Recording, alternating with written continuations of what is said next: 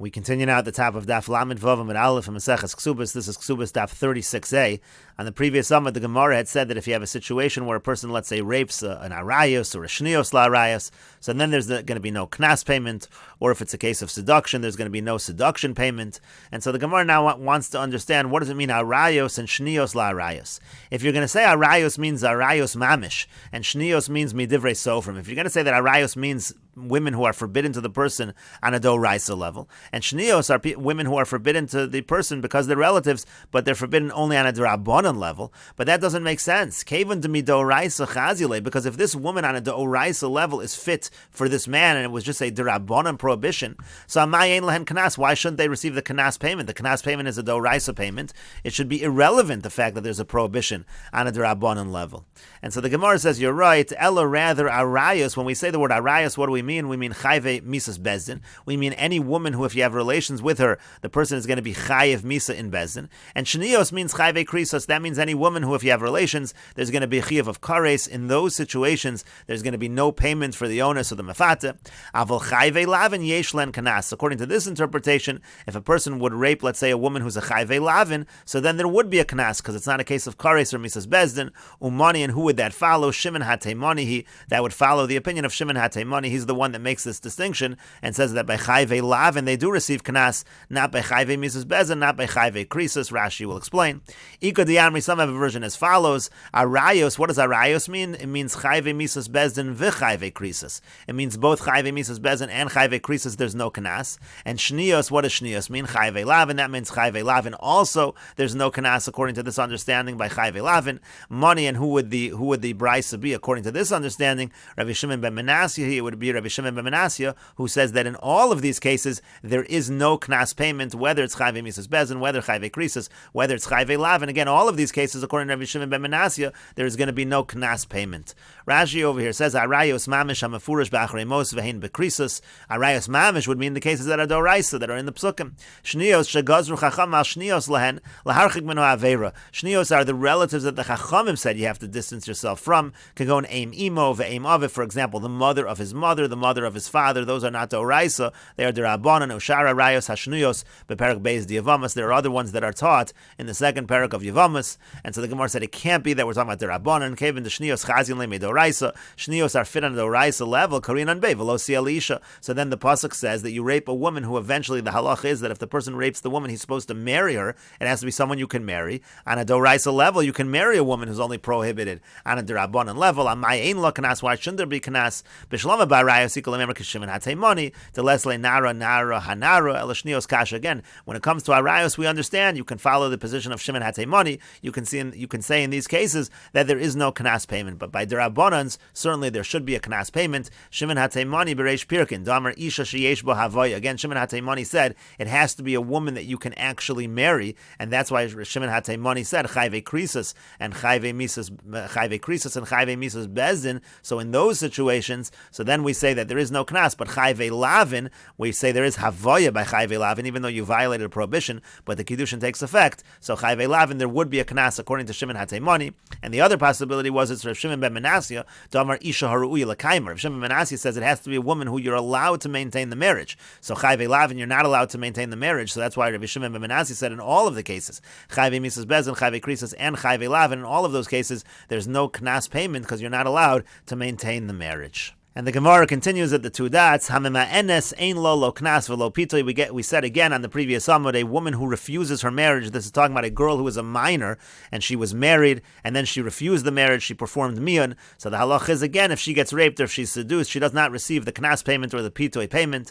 And so the Gemara says haketana, but we can infer from the brisa that a regular ketana, let's say it's not a hamema enes, haketana bialma isla. Apparently a ketana is able to receive the knas payment. Let's say she's raped. So money. So who is the author? Rabbanan, this would end up following the Rabbanan. The Amri Katana Yesh La Knas. The Rabbanan happened to hold that a Katana does receive the Knas payment. Rashi over here says, Rabbanan he depligi ad Rabbi Meir Bereish Pirkin. They argue on Rabbi Meir's opinion in the beginning of the parak. Rabbi Meir says only a Nara receives the Knas payment. The Rabbanan say even a Katana receives that payment. That seems to be what this first line of the Brisa is saying.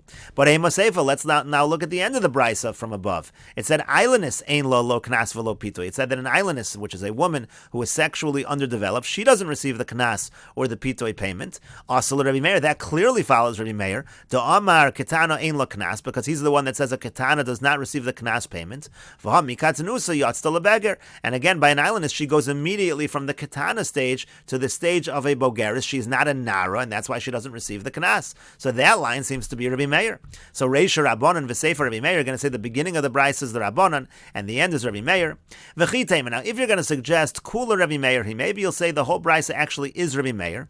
And maybe Rabbi Meir agrees with Rabbi Yehuda's opinion when it comes to a mima enes. Rashi over here says, Rabbi Yehuda happens to hold that even a nara is allowed to perform miyun. She can refuse the marriage. You don't have to be a ketana. She can even be a nara. Therefore, you'll understand the Bryce as follows: Nara mima enes ein la knas. A nara who refuses, she doesn't receive the knas. Hanara bialma yesh la knas. But a regular nara will receive knas. And again, we're going to be following a Meir that only a nara receives a knas. A ketana in general will not receive the knas at all, according to this brisa, according to Rabbi Meir. But that's not really true. Rabbi Meir does not hold like Rabbi Yehuda by mima enes, that a nara is allowed to refuse. Umi savarla, does Rabbi Meir really hold like Rabbi Yehuda?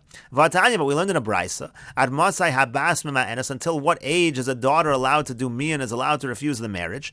Ad shetavish te saros divri Rabbi Meir. Rabbi Meir says it's until she has 2 hairs, meaning to say until she has the signs of maturity, until she is a nara. He disagrees with Rabbi Yehuda that a nara can do mian. Rabbi Yehuda says, Ad sheyar b'shachar ala lavan. Rabbi Yehuda says, no, she has a little extra time. It's until the black overtakes the white, means to say the hairs overtake the area of the skin in that area. In other words, she has to show more signs of maturity, meaning Rabbi Yehuda is the one that says even a nara is allowed to do mian. But you see clearly, Rabbi Meir does not agree with Rabbi Yehuda when it comes to mian.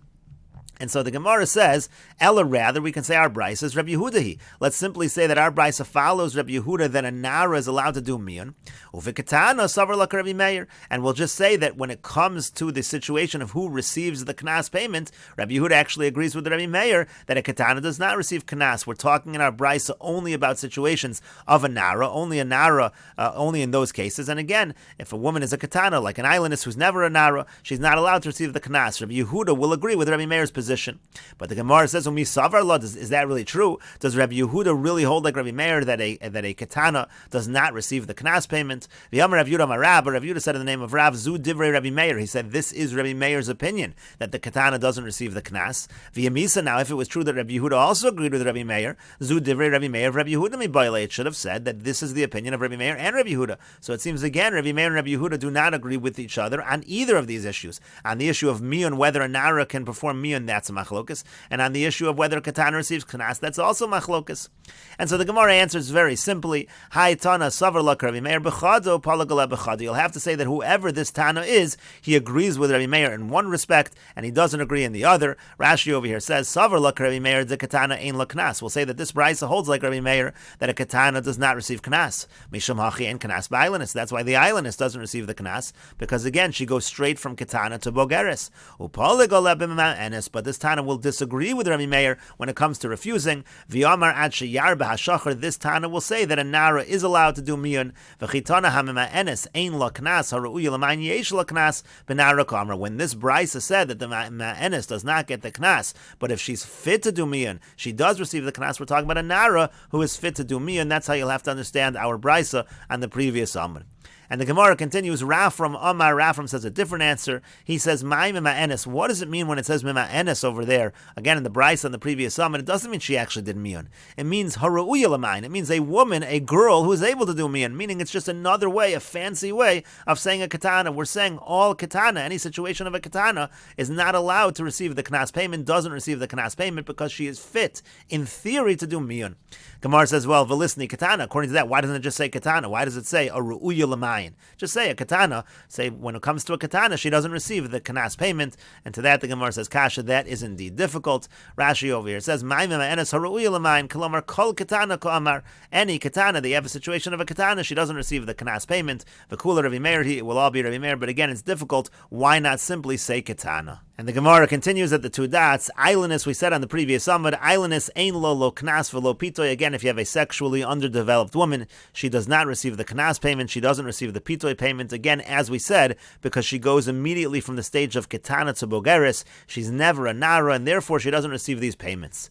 And the Gemara says, Uramini, we have the following contradiction. Hachareshes v'ashota v'eilinus. It says if you have a deaf mute, if you have an imbecile, if you have again a woman who's an eilinus, sexually underdeveloped woman, yesh lahen knas. They do receive the knas payment. That's a contradiction to what we said above. The eilinus is receiving the knas payment over here. And also in all of these cases, there is a claim of besulim. What that means to say is, let's say the chareshes or the shota, the eilinus, let's say they marry on the presumption that they are besula, that they are virgins, and they receive a ksuba contract according to the idea that there's a besula, which is that they are besulas, which is a higher payment. So in that case, if he then finds that they are not besula, so in such a situation, if he finds that is the situation, so then he does not have to pay them. They're going to lose out on their ksuba.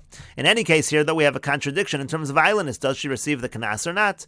And the Gemara says to that, what contradiction is this? Rabbi Meir, Rabbanan simply say one is the opinion of Rabbi Meir and one is the opinion of the Rabbanan. As we said above, Rabbi Meir holds a ketana does not receive the knas payment, and that's why an eilinus would not receive knas. But the Rabbanan who say that a ketana does receive the knas payment, they would say that an eilinus does receive that payment. And the Gemara continues, so why did you even ask the question? We already knew there's a machlokas Rabbi Meir and the Rabbanan regarding a ketana, and obviously that would be the same machlokas regarding an eilinus.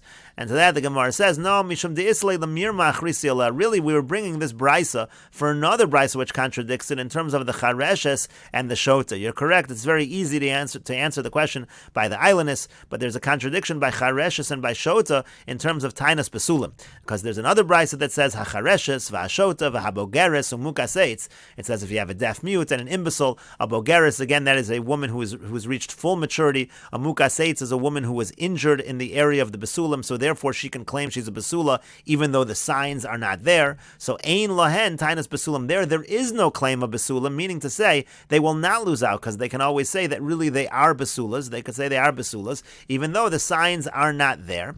And hasuma va'eilinus, however, if you have a woman who's blind or you have a woman who's an eilinus who's a sexually underdeveloped woman, so yesh len tainas besulim, they do have the claim of besulim, and therefore again they can lose that ksuba if it turns out they're not a besula. Sumcha says mishum Rabbi Meir, in the name of Rabbi Meir, suma ein la tainas besulim. By a suma there is no tainas besulim, and again she would be able to lose out on her ksuba if it turns out that she is not a besula. In any case, though, we have a contradiction here when it comes to chareshes and a shota. Do we say there's a tainas besulim or not? And so the Gemara says to that, Amar Rav Sheshes says, lo kash, it's not difficult. Rabbi Gamliel v'Rabbi Yoshua. It depends if you're going according to the opinion of Rabbi Gamliel. This was a machlokus in the first parak of the Mesechet between Rabbi Gamliel and Rabbi Yoshua in terms of what claim the women, how many claims are the women believed by in terms of whether or not they are besula.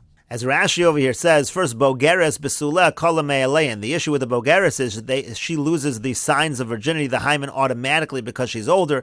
The body changes, and therefore, again, she can claim that she really is a besula, but the signs are no longer there because of her maturity, because of her age. And the Gemara ultimately answered, Rabbi Gamliel, it depends whether you're going according to Rabbi Gamliel. When we're talking about a chareshes and a shota, who are we following? In one case, we're following Rabbi Gamliel. Damar beparakama. What did Rabbi Gamliel say in the first parak? He said, Hi omeres Let's say the woman were to claim that she was raped after the betrothal. So then she would be believed, and we would say she was raped, she did not really commit adultery, and then therefore she would still be able to keep her ksuba. So hachanami, so here also, just like a woman is believed to say, so here also, ein la tainas besulam la'afsida ksubasa, there is no claim of besulam against her to make her lose the ksuba. Because we say, have a pikachas, if she was a smart woman, liton, and she knew how to make claims. She could have just claimed that this happened after I was betrothed. There was a rape, and she would have been believed. So therefore, if she says at the outset of the marriage she's a besula, and then it turns out he wants to claim she's not a besula, she could have said misherastani nanasti, and therefore we believe her that she's a besula. She doesn't lose out on her ksuba according to Rabbi Gamliel. But Rabbi Yoshua disagreed with that. He said that we don't believe what she says. She can't just say misherastani nanasti. So hacha yesh la tainas besulam. Here there is a tainas besulam. Because even if she came and made this claim of misherastani nanasti, she would not be believed according to Rabbi Yoshua. Therefore, she doesn't have that migo, so to speak, according to Rabbi Yoshua, and that's why she would lose the ksuba according to Rabbi Yoshua's opinion. But the Gemara continues, Eimor de shamat le Rabbi Gamliel hecha de katana ihi. But I understand that we said that Rabbi Gamliel says she has a migo if she made some kind of claim to defend herself. But if she never actually made a claim, so then do we actually listen to her over here when we're talking about a chareshes or a shota? She's not able to make a claim. She doesn't have the das, and therefore the fact that she could have made a better claim, therefore we should believe her claim. There is no claim being made in this case. So Rabbi Gamliel should not say that she receives the ksuba. And the Gemara says no. Yes, Rabbi Gamliel would say even if she's not capable of forwarding a claim herself, still she is believed. Kevan Damar Rabbi Gamliel mehemna. Since Rabbi Gamliel says in general the woman is believed, kegon zu psach picha le'ilaim. This is a situation where we would utilize the rule of psach picha le'ilaim. Somebody who's a mute, somebody who's not able to speak to defend themselves, we come out on their behalf and we defend them. And therefore, again, that's why Rabbi Gamliel would say that in these particular situations, we would say there's ein la tainas besulim. And the Gemara continues at the two dots. We said above, habogeres ein la tainas besulim. When it comes to a bogeres, there is no tainas besulim. Again, she doesn't lose the ksuba because we assume that as she aged, she may have lost those signs of being a besula. And the Gemara says, "V'amar Rav," but didn't Rav say bogeres nosnin lo laila harishon? Rav said that when it comes to a bogeres, we give her the first night. Rashi over here says nosnin lo laila harishon uboel kama beilos. Let's say you have a bogeres, so he's allowed to have relations with her multiple times on that first night. V'talinon kol domim shaloso laila bedam besulim. Any blood that she sees, we assume it's dam besulim. So you see, on the contrary, a bogeres does have the signs of being a besula. She does see blood, the dam besulim. Alma isla dam besulim lebogeres. You see, there's dam besulim for a bogeres. Dilo lo have a boy lemesav le'ela bilas mitzvah. Because if not, we would have only given him the opportunity to have that one act of relations of the mitzvah. V'kevan the isla besulim hecha debal v'lo matza dam tasik subasa. Now, if she does have that blood, so if let's say he has relations with her and she doesn't see any blood, she should lose her ksuba. Da kansa becheskas besula matza beula, because he married her thinking she's a besula. It turned out she's a beula. So why do we say ein la tainas besulim? There should be a tainas besulim over here because again there are signs that she's a besula, and if she doesn't have those signs, she should lose out on the ksuba. And we'll continue with this discussion in the next video on Daf Lamed Vav Amud Beis.